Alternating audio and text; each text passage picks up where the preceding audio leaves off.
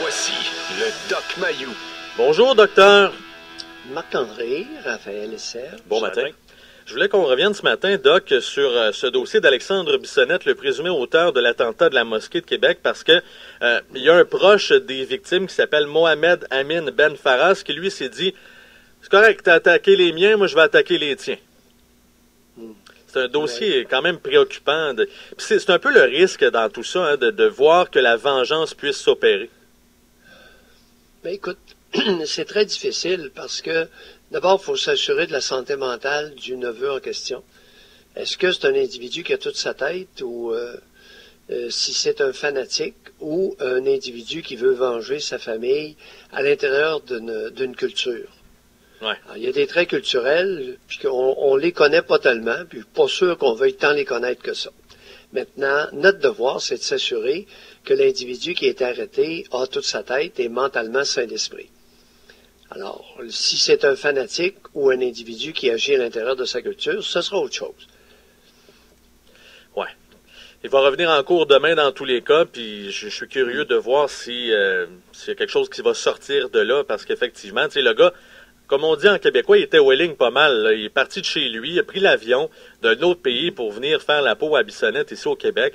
Donc, un grand sentiment de frustration et de colère qu'il habitait assurément. Oh, pas nécessairement. Ça peut être teinté de maladies psychiatriques. Ouais. Tu sais que chez les Arabes, et moi j'ai étudié à McGill avec un psychiatre qui voulait aller retourner pratiquer en Arabie Saoudite. Le nombre de psychiatres per capita dans les pays du Maghreb et les pays à confession musulmane, il n'y en a pas beaucoup per capita, là. Mm-hmm. Ouais. Imaginez-vous pas, c'est un peu comme en Afrique. Au Burkina Faso, il y a 3 psychiatres pour le pays. Ouais. Alors, ils ont un carnet de bien rempli. oui. Alors, les malades psychiatriques sont pas trop bien soignés dans ces coins-là. Là. Ouais. Psychiatres et psychologues, dans ces pays-là, il n'y en a pas beaucoup. Donc, il y a Raphaël qui nous parlait il y a quelques instants aussi de la DPJ, en fait, d'un regroupement qui voulait faire une DPJ pour les musulmans et une DPJ, appelons-le comme ça, là, pour le reste du Québec. Et je disais il y a quelques instants, il me semble que ça donne des munitions, encore une fois, sans faire de mauvais jeu de mots, à ceux qui haïssent déjà les musulmans. J'ai déjà tenu des propos extrêmement durs concernant l'islam. Il y a 12 ans de ça. Avais-je raison, avais-je tort, l'avenir nous le dira. Mm-hmm. J'ai déjà affirmé, et j'ai eu un blâme du CRTC, que l'islam était, comme toutes les grandes religions, un cancer de société. Qu'est-ce que j'ai voulu dire par ça à l'époque? J'ai aussi affirmé que l'islam se répandait comme du chien-dent. Maintenant, c'est pas tout le monde. Les cultivateurs, les agriculteurs peuvent me suivre là-dedans. C'est un exemple rural. Mm-hmm. Le chien-dent se propage par un rhizome qui a 18 pouces de long. Un rhizome, c'est comme une racine dans la terre. Et à chaque 2 pouces, il y a un futur petit plant de chien-dent qui va pousser et sortir de terre. Ouais. Vous me suivez? Oh oui. Sur 18 pouces de long. Alors, un seul rhizome va donner 9 petits plants de chien-dent. Et lorsqu'il en sort un, les cultivateurs le savent, lorsqu'il sort un petit plant de chien-dent à la surface, il y en a au moins 9 en dessous qui s'en viennent. Ah ouais. Alors, ça vous donne rien d'arracher celui-là. Il y en a 8 autres qui vont sortir. Alors, il y a des façons. On laboure, on herse, et on va chercher les rhizomes avec des herses pour les monter à la surface et les laisser se dessécher au soleil. Et là, on a vaincu le chien-dent. Ouais, ce matin, Doc, je suis dans la compréhension. Alors là, t'es en... Oui. Pardon? Ben, je disais que ce matin, je suis dans la compréhension. J'essaie de me dire pourquoi des musulmans, par exemple, voudraient une DPJ qui leur est propre. Ça change quoi au final d'avoir une DPJ qui héberge majoritairement là, des enfants là, issus de familles un peu tout croches? Pour des raisons évidentes, Marc-André, pour des raisons évidentes. Pourquoi les musulmans veulent une DPJ musulmane? C'est pour avoir leurs règles, leur culture. leurs us et coutumes avec leurs enfants, leur mauvais traitement, leur châtiment corporel. Oui, mais parfois, on va dire qu'on met les religions ou les autres races de côté, et là, en fait, ils le font par eux-mêmes. Eh oui. Oui, mais c'est ça, mais... Ils veulent triompher. Oui, mais ça va pas... Ils sont extrêmement prosélytes. Oui. Ils veulent convertir le globe terrestre. Ils veulent assujettir tout le monde à la charia. Voyons, les musulmans modérés, si vous voulez me faire rire ce matin, parlez-moi des musulmans modérés. Ouais. Mais Voyons, allumons. Non, ok, je me calme là, parce que on va me sortir des ondes. Non, et tant qu'à être ridicule ce matin, pourquoi pas une DPJ SIC? Ça va être la prochaine. Non, mais c'est ça, oui. C'est la question que je me pose. Écoute, en fait. on a deux SIC, on a celui qui est le ministre des Affaires internationales, et puis on a le ministre de la Défense, Sajid, qui se promène, qui s'affiche ouvertement religieux. Ça va leur prendre une DPJ pour eux. Ils ont leur façon d'élever les enfants à l'intérieur de leur culture. Et ça va nous prendre absolument. J'espère que le docteur qui a passé, comment il s'appelle, le docteur qui a passé le dimanche soir à Stanley Volant, oui. Stanley Volant, j'espère que Stanley va se lever puis va réclamer une DPJ autochtone. Parce qu'eux aussi ont des us et coutumes dans l'élevage des enfants. Ouais. Alors, on va avoir une DPJ autochtone, une DPJ sikh, une DPJ musulmane, puis une DPJ pour le reste. Mais en même temps, j'ai de la misère à comprendre parce que, par exemple... Nous sommes dans le reste. Oui, mais par exemple, quand on parle de l'intégration, intégrer socialement les autres races, les autres religions, par exemple, qui s'en viennent ici, mais Catherine en a souvent parlé le matin, oui, mais ils sont pas censés s'adapter aux us et aux coutumes qui sont ici? Non. Non? Non, pas au Canada.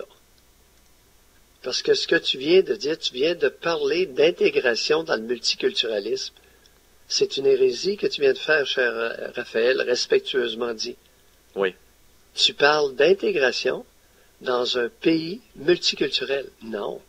C'est le propre du multiculturalisme de ne plus intégrer personne. Donc ce n'est pas de l'intégration, c'est de l'adaptation. Le sikh se promène... Pardon? Ce n'est pas de l'intégration, c'est de l'adaptation sociale. Et c'est au pays hôte à s'adapter. Écoute, ça a été à l'armée à s'adapter à Sajid, le ministre de la Défense. Comprends-tu? Oui. Il a imposé son turban à l'armée.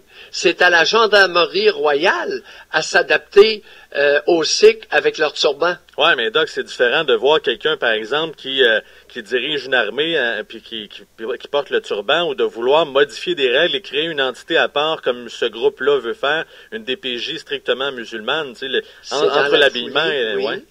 Mais, oui, Marc-André, oui. C'est simplement dans la foulée de... Ce matin, là, c'est bien important qu'on comprenne ce qui se passe. Alors, une DPJ musulmane est simplement dans la foulée de la pratique de l'islam, et la DPJ musulmane va tenir compte des coutumes et des façons, des us et coutumes, dans le fait de prendre en charge les tout-petits et les enfants. Ouais. Et ça va être à l'intérieur de la culture islamique. Ah, je comprends le point. C'est ça le multiculturalisme. Écoute, il n'y a personne qui l'a vu venir. Il n'y a pas grand monde au Québec et au Canada, surtout au Québec, qui ont vu venir le multiculturalisme. Ça veut dire quoi? C'est ça. Et oui, les musulmans de Montréal sont fondés de demander une DPJ à l'intérieur d'un pays multiculturel. Mais oui, c'est minimal. Mais en fait, parce que je pense qu'on est rendu à un deuxième degré de multiculturalisme, dans le sens que c'est plus juste, par exemple, que tu te promènes sur la rue, tu acceptes qu'il y ait des personnes, des personnes noires, des personnes musulmanes, c'est que là, c'est rendu dans nos établissements et nos institutions. Alors, je pense que c'est ça qu'on s'attendait pas. C'est dans le sens que ça prend de l'ampleur. Ça n'existe pas, nos institutions, ça n'existe plus. Il y a le pays multiculturel. Donc, il va y avoir une pluralité d'institutions reflétant le multiculturalisme. Oui. Donc, ça découle logiquement de la vision de notre illuminé fédéral. Justin Trudeau? Oui. Donc, on va terminer en parlant... Il se targue et il a nommé, regardez son conseil des ministres. musulman, sikh, il le veut multiculturel. Alors, écoute, c'est minimal et il va y avoir toute une cascade de demandes consécutives au grand énoncé de principe qui est le multiculturalisme, c'est-à-dire plusieurs cultures très différentes, coexistant concomitamment. Voilà pour ce sujet-là. Donc, on passe au dernier, tout juste avant de se laisser. Oui. Vous vouliez nous parler d'une policière qui a été agrippée par les cheveux à Sherbrooke. Ah, boy, ça, c'est pathétique. C'est un gars intoxiqué et agressif, Darko Blasevic, qui, sur une terrasse extérieure au pub Villard, dans l'ouest de la ville de Sherbrooke, et qui a empoigné une policière par les cheveux, l'a frappé au visage avant de la projeter au sol. Un grand champion. Et c'est pas ça qu'est le point. Le point est que la policière, après 12 jours, n'était pas retournée au travail. Elle n'était pas apte à reprendre le travail. Et le directeur de police, Danny McConnell, a signé une déclaration. Il a indiqué par écrit demandant une sentence exemplaire parce que Darko Blasevic a écopé de 4 jours de prison. Mais il a écrit ceci dans son communiqué interne. L'agression de policiers semble banalisée et aucun d'entre nous ne devrait être blessé ou frappé dans le cadre de son travail. Ouais. Il est chef de police. Ouais. Il a écrit une note interne comme s'il était le directeur d'une garderie de maternelle. Manquer de sensibilité envers sa policière là-dedans. Hein? Bon. Maintenant, soyons clairs, c'est un incident qui est extrêmement regrettable, Oui. Mais qui est appelé à se répéter. J'ai bien dit qu'il est appelé à se répéter. Alors, même si vous auriez condamné Darko à 6 mois de prison, ça ne change pas grand-chose pour l'avenir. D'accord? Deuxièmement, les policières qui ont les cheveux longs, vous avez beau avoir les cheveux attachés, si un homme, dans un bar, vous attrape par la couette et qui paye 180 livres, mesdames, vous êtes faites. M'avez-vous bien compris? Je veux pas tomber dans la guerre des sexes, Doc, mais on se comprend-tu que si c'est un homme qui a les cheveux longs, notre Darko national essaie jamais ça? Non. C'est que, même intoxiqué et agressif, la plupart des hommes vont être intimidés instinctivement par un homme avec une carrure évidente. Ouais. C'est plate parce que c'est des situations comme là qui montrent en quelque part que la femme est loin d'avoir le respect dans des métiers d'autorité comme celui-là. Tu sais, le Darko s'essaie jamais si c'est un homme, là. Ben, des Darko, des hommes, à maintenant au Québec. Écoutez, il faut que je fasse une confession. Oui. Ou une confidence. Je suis allé à Verona voir le combat de boxe il y a quelque temps. Mm-hmm. Et j'ai été stupéfait, savez-vous par quoi? Quoi donc? Il y avait à peu près, c'était 5000 spectateurs. J'ai jamais vu autant d'hommes de 6 pieds 2, 6 pieds 3, 6 pieds 4. Mais qu'est-ce qui se passe? Les hommes sont vraiment plus grands. Et pas les boxeurs, dans l'assistance.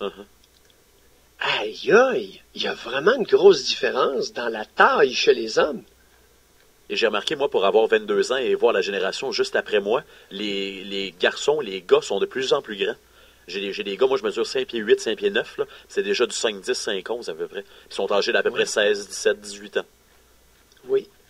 Alors, à tenir compte, et je ne comprends pas qu'une policière, une femme, surtout avec les cheveux longs, puisse aller intervenir dans un bar, dans un endroit fermé, seul, en plus, et auprès d'hommes intoxiqués et agressifs. Je comprends pas.